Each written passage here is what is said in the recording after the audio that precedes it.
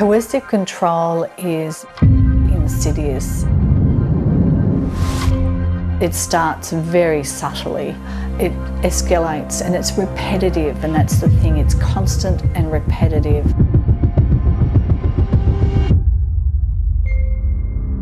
It's like psychological warfare. This woman, who we'll call Michelle to protect her identity, has experienced more than a decade of coercive control from her ex-husband. He had constant surveillance on what I was doing, who I was seeing. If I ever had friends, he would want to know who they were. Despite a domestic violence order out against him, Michelle's interactions with police left her feeling exposed. When I first made an initial complaint, I'd given them my evidence and they said, there's no threat here, there's nothing we can do. So it was very dismissive.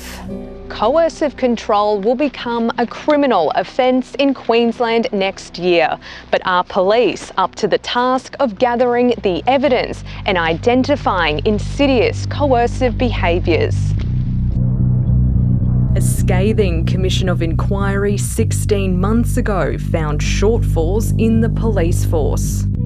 The damning report into police culture that exposes sexism, racism and misogyny in the force. Cultural issues ultimately inhibit the policing of domestic violence. For those who have experienced this, I am deeply sorry. Yes, there have been mistakes. We know there have been mistakes. What do you say to victims of domestic violence who believe the Queensland Police are not prepared to police coercive control? Look, I think that's they should be comforted that we've got some time to get this right. Part of the preparations will be specialised training. We rely very heavily on what an aggrieved in those situations would have to share with us, but often families and friends are aware of what's happening in relationships, and we would be seeking the assistance of those witnesses as well. Every day across Queensland, officers respond to dozens of domestic violence incidents. There's a 38-year-old female that's contacted police this morning. She's got 3 kids. To understand the extent of the problem, we spent time with a specialist unit in Logan that deals with high-risk cases. I've been doing this for nearly 20 years now, and I can't remember any week of policing where I haven't been to a DV. At any one time, officers in the unit can be dealing with up to 100 cases. Does it ever feel like there's more and more workload, or the nature of the offending is getting worse? Definitely the nature of the offending. We're feeling that that's escalating, but it changes and evolves as well. There's more surveillance.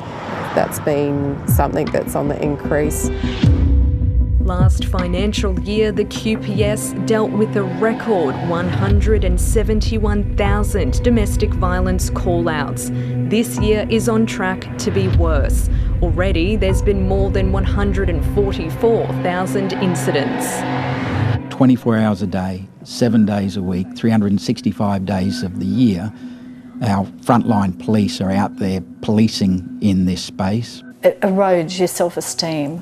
You're walking on eggshells. The service insists it will be prepared to enforce coercive control laws, just one of the many threads of domestic violence. Rachel Rieger, ABC News, Brisbane.